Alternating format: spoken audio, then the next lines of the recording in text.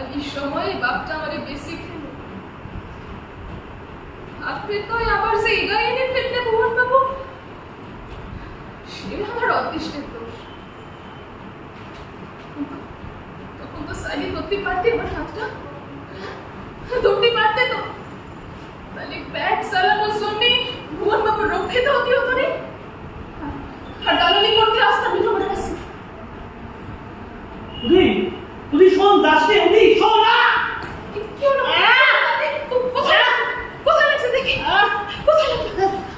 লাগলো দেখি কিছু না রে কিছু না পাটনা চাইলে আয় পাট ধরে গেছে খিচ রাখতে লেগেছে ও কিছু না সেরে যাবে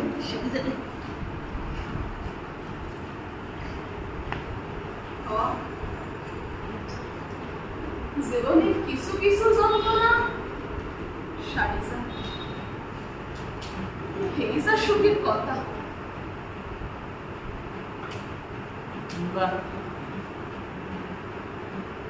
সুন্দর কথাখানা বলি এই বলে সঙ্গ বুকুন বুঝলি ঢং করো নি তো আমি আসি বুঝলি